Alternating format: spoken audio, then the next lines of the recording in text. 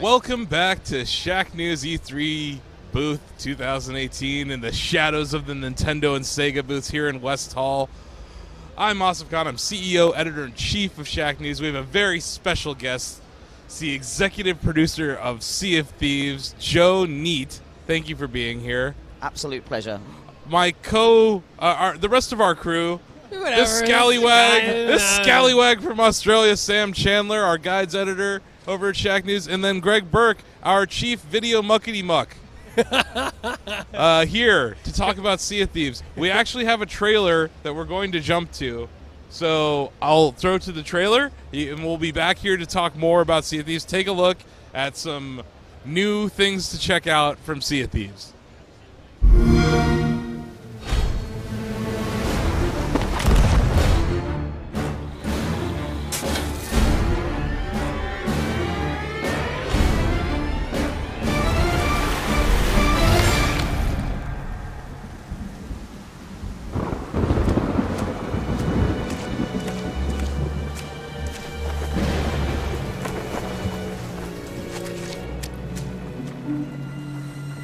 You needn't cower in the doorway.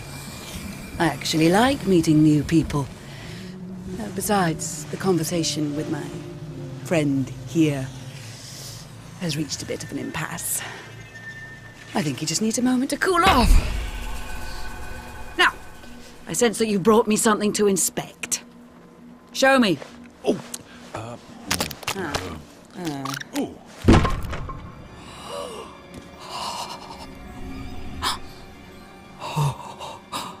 The waves of change roll throughout the seas, and a new land is revealed.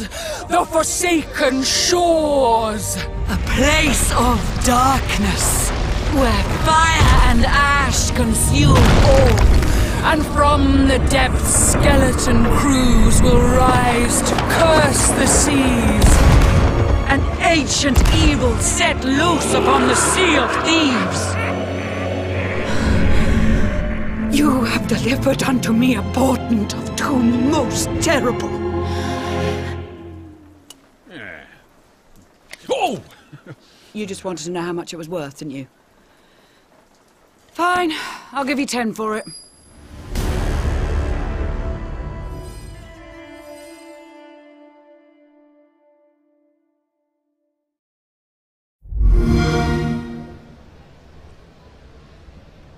Welcome back. I hope you guys enjoyed that trailer.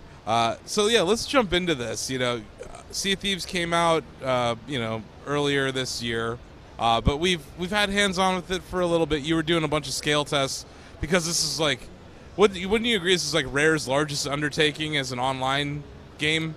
Oh, definitely. I think when we introduced it the first time at E3, Craig, our studio head, said it's our most ambitious game ever. Yeah. And that turned out to be true. Yeah, so... You know, we declared that if you don't like Sea of Thieves, you don't like video games early on in the preview process. And we still believe that. And our community's really gotten behind the game, and we've really enjoyed a lot of different things about it. So some of the announcements were some more kind of NPC characters appearing in Sea of Thieves. Is that right? So, So what we showed in the briefing, we like these kind of lore-rich trailers that we're doing in terms of introducing new features into the world. We do it with a trailer, we tease a little bit, and then when we bring features into the game, we run like a campaign around it, like we did with the Hungering Deep. So it kind of gives players a guided tour of the content and gives you some, like a new way to play, like the Hungering Deep did, right? So there was a nice little quest, a nice little kind of set of clues to go after, and as we kind of move into the cursed sails, we're going to be bringing in a skeleton ship, so that's a new threat in the world which players will have to kind of go and take down, and we're going to try and encourage players to kind of almost team up and take down skeleton ships too. So like that really cool positive social interaction you saw in and the Hungering Deep, we really want to kind of double down on that as we move forward. Yeah, because that like cooperative nature of Sea of Thieves, typically, you just attack the ship whenever you see it, but yeah, with the Hungering Deep, having 3 galleons all team up together and on the same ship was truly incredible experience. Yeah, and I had exactly that experience. I played on the launch night kind of thing. Like I went home and just joined in with a bunch of random strangers because we love to do that when we kind of play Sea of Thieves, because you get the most honest kind of view of what your game is and how it's working and how players are using the features. But yeah, we ended up with about 12 of us, and we had 3 ships and 2 of them sank. And so we were all on the final one at the end, just using all the, because we grabbed our resources off the ship as it was sinking and all piled on, and then all sailed back together to and all just like, I gathered everyone round and was like when we were back at Merrick after we'd killed the Megalon, and was like so just so everyone knows, I'm the EP on Sea of Thieves, and that was the best session I've ever had. Like that was everything we dreamed of when we put together this plan for Sea of Thieves and for the Hungering Deep. Like this session was that, and it was magical. So you're saying that in terms of like the current sales, you're going to try and emulate that sense of cooperative nature? We'll give reasons for people to do it, and like it won't be the same, it won't be identical, but you know, like with the Hungering Deep, we got some feedback around that. Like the social side was amazing, but people wanted more reasons to replay and come back and do it again and get kind of rewards. So with with Cursed Sales, when we do that campaign, we want to give players many more reasons to kind of go back and do it, and do it in different ways as well. So you know, we're not quite ready to talk about what that campaign will be for Cursed Sales. We'll do that like we did with the Hungering Deep. Our kind of teaser trailer for Cursed Sales will be around what the campaign is and how we're going to be bringing those kind of skeleton ships into the world and stuff. Yeah. So, but yeah, we love giving a guided tour of the new features for players in this way, and really giving people a reason to come back and play them at that time and get the cool rewards. Yeah. You know, one thing that, you know, as Sam mentioned, the game is so focused on co-op and online play. Something that's always kind of just been interesting to me, I've just been curious, I haven't had a chance to speak with you folks. How many people are in an instance of Sea of Thieves at any given time? Can you even answer that, or what? How does the, I wouldn't even call it a matchmaking algorithm, work? How do you determine what ships appear where and exactly. how we interact with each other? Yeah, the instancing, and in terms of like, are there 4 crew members on a galleon, or are there 3? If I'm in a solo sloop, am I only going to encounter 3 people on a galleon, or just how deep does the rabbit hole go when it comes to this? It's interesting. So like, what was most important to us in Sea of Thieves was the frequency of ship encounters, in terms of like you want to see enough. You don't want to see too many. You don't want it to be like a boating lake where all you're doing is encountering other ships, but you want it to be like that. There's a frequent set of encounters. So like you can be exploring, but then you see that set of sails on the horizon, and you're like, oh, there's someone else, what are they doing? And you get to make that choice. And so throughout the alpha and beta, like we were measuring this with our telemetry of like how many were there, what's the right amount of ships in this world size that we currently have, and like to make sure you get that frequency. And it does, and actually it doesn't really matter. Like we don't want to didn't want to take control of going, oh, you need 2 large ships, 1 small, this, like, or you should only encounter a large ship if you're in a 3-player or whatever. Like, we were like, no, that's the emergent, that's the beauty, that we want it to be unique and different. And but yeah, the ship encounter frequency was the key thing. So we needed a certain number within the world, and then we worked on basically what we call server migration, which is we migrate ships between servers when the server like basically becomes too empty and that frequency becomes too low. So we then move you to a fuller server, and so that, like, if you've ever seen that like riddle appear on the screen, like that, like it's a few seconds and then it's gone. That's indicating you're kind of being taken to a new world. Oh, Yeah. okay. So we didn't really talk too much about this on the run up to launch, because we wanted to kind of keep a secret, because it's what matters to us is the frequency of encounters, basically. Like that's the number one thing, but everything else we kind of want to leave to try it out and see what happens, and see is like how many people are selecting big ships, how many are selecting small, and what's that mix looking like. But yeah, you just want it to be unexpected, so we didn't want to, I don't know, take too much control. And as games developers, that's quite hard. Like, because normally you're so used to it. Like, we must perfectly curate this experience, whereas actually, a better experience in Sea of Thieves is an unexpected one. And like, no, but it is, right? Yeah, and, that's true. Yeah. Yeah, and so as game creators, we have to kind of take a step back and be like, like let's give control to players here, like and see how they use the features we put in. And the speaking trumpet was a wonderful example of how our community latched on to using that in so many unique and fun ways, right? I'm sure you guys have been having fun with that as well, but like Shelley, our senior designer, was playing and she heard another ship kind of, basically they just went, hello, this is Wendy's, like, can we take your order, please? And so Shelley was like, can I get a cheeseburger and fries? And they were like, sorry, we've only got bananas. Just absolutely brilliant. Like, just somebody decided to have fun because we knew we felt anyway that putting that slight sound effect when you use it, so it kind of makes it sound like you're using a microphone, would spark in people's minds fun ways to use it because it's not just the voice. It's also it sounds a bit different. So you saw the people doing the airline pretending they were like, yeah, that was great, and the Rick rolling as well. Did you see that? Yep. They were playing Rick Astley. Like, oh, big time. Yeah, but it's. In a multiplayer online game, it's quite a risky thing to introduce a feature which encourages people to basically shout at others. But it is, right? And like, if you were to do that in a competitive game, it probably isn't going to end well. No. Like, that a really competitive kind of experience because people will use it like to gain an advantage. But another emergent gameplay that has shown up. I'm sure you're on Twitter checking this out all the time. Hoarding. Yes, you got these pirates. How do they even do that? What is going on? Are you tracking chest hour ratio here? Because I don't know how they get that many. So the longest. Have you messaged these people like, what is wrong with you? It's like 130,000 gold just sitting on a boat. The longest individual session we've seen is nearly 3 full days. So I don't know how they if they're rotating between they're a group that are rotating. I don't know. But yeah, because the ones that laid out all the stuff on the beach. Did you see that one with all of the spelled out Sea of Thieves? Yeah, and they had over 1,000 items of treasure. I was just like, I have literally no idea how they did that. So, yeah, but we did not expect this. That's what I mean. It's emergent gameplay. It's not something that you design, but it's something that the community has really become. It's become a big part of the game now. It's like, and I've tried to encounter some of those ships before, and boy, they sure do defend their treasure. So it's like they're legit pirates, and they take their booty seriously. Yeah. My question is, when will we see two things? When can we bury our own treasure to come back and get it later like real pirates? And two, when can we fish? Oh, yeah. So the first question, we debated this for a while. We thought, can we do this? Can we do that? But do you really want to come back and have your treasure stolen by the pirates when you're away from the game? If it's a risk, if the risk is there, they deserve to have it, man. That's some good pirating. It's a very negative player experience, I would imagine. And I'm not sure that's the right for our game. We have debated it, but at the moment that's not on our roadmap. But purely for that reason, I think it's I would be quite annoyed if I came back and I'd lost my progression and stuff. So I don't know. And the second one, the fishing, I can say we hear the community feedback on this loud and clear.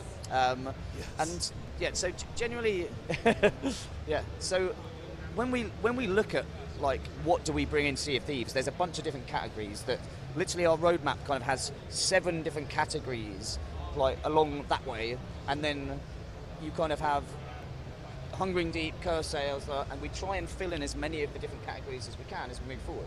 The Hungering Deep was our first content update. It had about 7 weeks of dev time, so we only got an AI threat in, which is one of the categories is threats, and some of the others is big tools and small tools, which are all things that make up the journey, right? And so we got a couple of small tools in, like the speaking trumpet and the flag system, and we got some new goals and rewards, which are other categories, right, for us, which was new cosmetics and things, but we didn't get to put in more tools. So fishing for me would come under a tool. It's a thing you go and do. It enriches the kind of journey and stuff.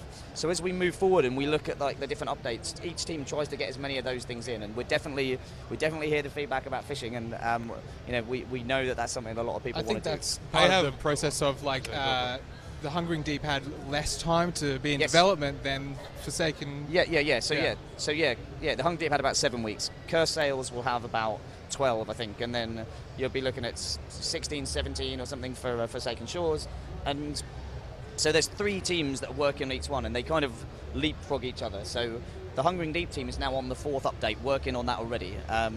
And they have the longest lead time of all the teams because they've moved out and they get to let Cursails deliver and Forsaken Shores. And we're currently spinning up a 4th team as well. So those guys are going to be ready to go in kind of July, and they'll be working on almost like our end of year December kind of time frame update, like the last one of 6 that we plan to deliver this year. And they'll have a really nice long lead time of like five months or so. And really, we want to get into this rhythm where there's 4 teams delivering in tandem. You know, somewhere in the region of every 6 to 8 weeks. We're kind of looking at exactly like what that. Like, I would love it to be 6. Development reality tells you something else, you know.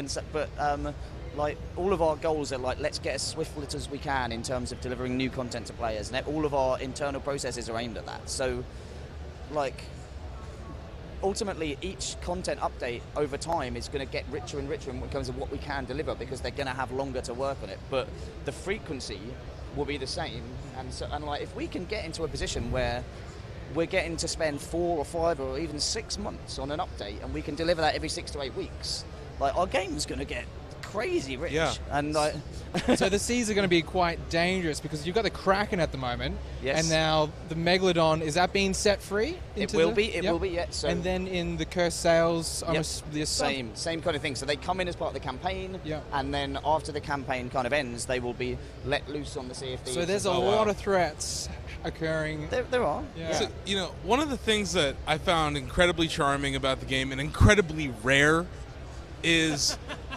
the music and the way that the crew can jam together. Yes. Are you thinking of adding some more instruments to the band? Yeah, well, we just added the drum, right? So, Yeah. we always want to keep adding to those kind of things, because The first time that I had 4 people on deck and we were harmonizing, Yeah. it blew my mind. It's like, it's such a little thing, you know, but it ends up being a big deal. Like, at the end, whenever we find treasure, we celebrate by drinking and playing some music, you know? And it's like, like, I remember when someone asked, like, what do I get for playing music? Like, what's my reward? And it's like, nothing. Like, Nothing. It's like, it's a social, like, rather than a mechanical benefit, it's a social benefit. Yeah. Because, like, if you, like, piss about and get drunk and play instruments together with strangers, and you laugh, right? And if you laugh with strangers, you're more likely to make friends. Like this, it's just social dynamics. Well, like whenever me and my partner are sailing towards a skeleton Yeah. fort, we ensure to play the same song Yeah. as a lead up, as like this is our war chant as we go in. Yeah. But for new players, it's like, we call them like social. Well, I call them social lubricants. But like, those features are that. Like, and so for new players, they're awesome. For everyone else, they get to use them in their own way, like that. But yeah, it's an emotional benefit that benefits a crew socially, because you try and do everything socially in Sea of Thieves. Like, the whole game is about we, not about me. Yeah. Like, and all of our design decisions have been around that, and it takes a long time to get your head in that space, because in every other game, you're like, it's always about what's the personal thing for the player, the personal journey, the personal rewards. And yeah, we just had a really clear kind of vision for that from the get-go. So yeah. I mean, and another thing that struck me with the HUD, or Yes. the lack thereof, I love the minimal HUD, and also, okay, if I need to know what direction I have to pull out a compass and actually look at it. I think that was super immersive, and it was in an open world game. It was very welcome. A game that I No won't shut up waypoints? about. Yeah, I think Breath of the Wild did a really good job of that last year, of removing some of those trappings of traditional open worlds. You folks really did something similar in your own style, and clearly with a pirate vibe to it. You talk about some of the gameplay decisions that you made and some of the UI decisions you made there, because I think it's minimal, but boys, it's super immersive. Yeah, so I think we wanted to not kind of patronize players, honestly. Like people can figure out how to read a map. People can figure out how to do it, and like I like to ride motorbikes, right? Like that's one of my hobbies, and I like to go on like tours around Europe or around America or whatever. And if you do it with a GPS, you don't see the world. You just follow a dot, and like. Whereas if you don't do that and you set out at the start of the day and you're like, I'm going to get to this city, like there are signs around. You're going to remember like roughly the route, but you have to be looking around you and doing all this. And that's so much more fun and rewarding. And you've got those skills, but the advent of kind of technology takes that stuff away, and actually, like, but people have that skills and can use them, and so it's like, let's bring that back into Sea of Thieves. And it's super rewarding to be able to look at a map and I can go, that's Devil's Ridge. Yeah, Exactly. I know that's in the southeast. Yeah. And I've played so many games that look amazing, but I don't look at them. Like, I just look at a mini-map in the corner, and I just go from here to here, and when I get there I fight someone, and then I go from here and I get there to fight someone, or there's a mode that like allows me to just see things in the world that, and again, that takes away just this beautiful world. I want to look and see the world that's been created. And so we had a real clear passion about that and vision about that from the start.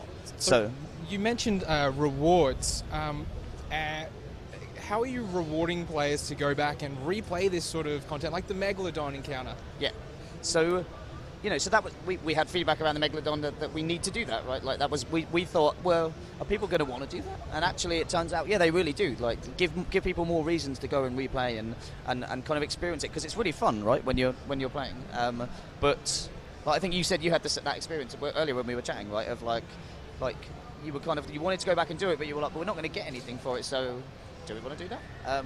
So for Curse Sales, we fed that back in, and actually.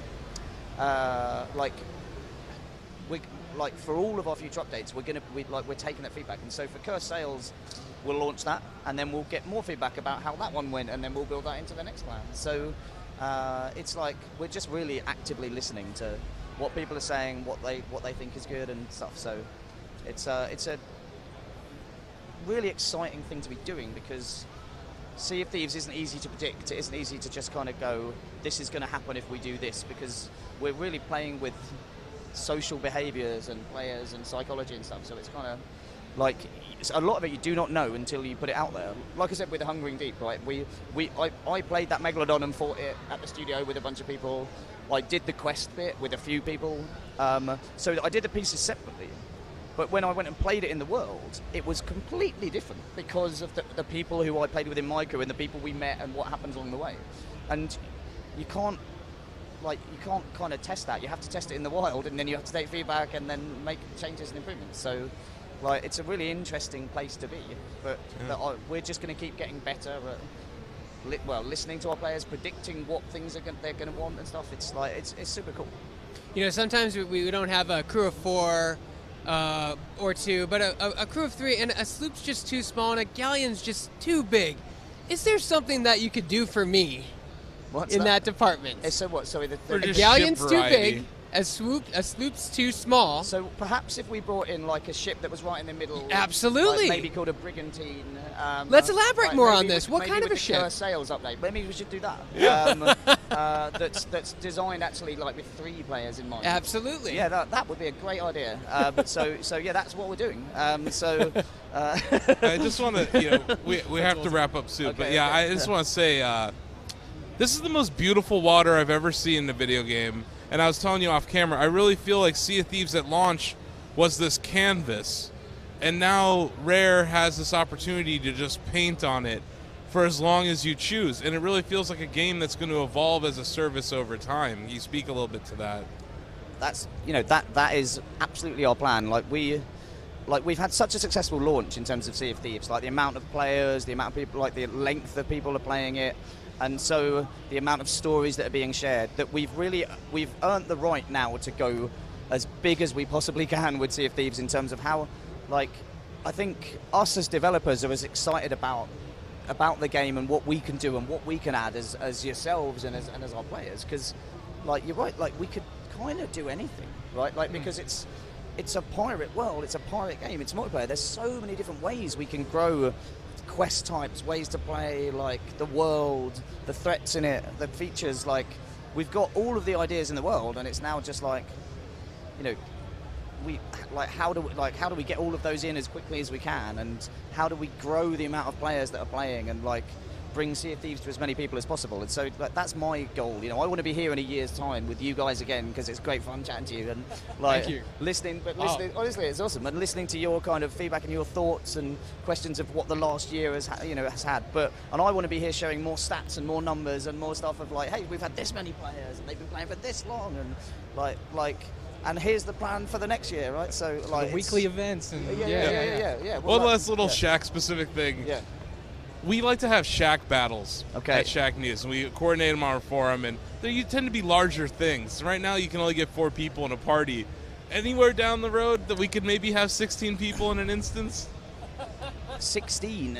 Yeah, why not? On the ship. Or just in an instance. It could be 4 galleons. So you can have that many at the moment, like you can have up to 6 ships in an instance right now. But if I you want to can't battle my guarantee that you'll group be of in the 4 same friends. server. Okay. What an interesting question. So, like, we're always going to be looking at new and interesting ways to grow Sea of Thieves, and whatever we do, we'll have our own spin on it and our own way of things. But it's like, it's good feedback. Yeah. Like it's you know, I think It's something our community Yes. would really love, and I'm sure there's other people out there, even at your studio, that are thinking that. we get I totally get that ask, in terms of allowing almost a privately curated kind of place or space that you can invite your friends, invite crews and stuff. Totally get why people are asking for it. Exactly how and when we'll do something to kind of answer that need, I don't know, but I know it's something that we've talked about, and that we've that I totally get it, because I think it'll be really cool to watch as well, and to see all those friends streaming together and creating stuff together. So there's a lot of good reasons to do something like that, but the how and the when is at the moment the details of our roadmap is only really the next 3 or 4 updates in super detail, and then a little bit down the line, Awesome. there's more chance of that kind of stuff happening, I think. Well, we appreciate you even fielding the question for us. No, And thank honestly, you. I know you're incredibly busy here at E3, so thank you for stopping by the Shack News booth. Thank you very much. That was awesome. Loved it. Awesome. So we will be back. We got some more developers stopping by. I think we have Sonic Racing stopping by to talk about that blue blur. I used to work for Sumo. I love those guys. Yeah. It's boss So pay. keep it locked on Shack News Twitch.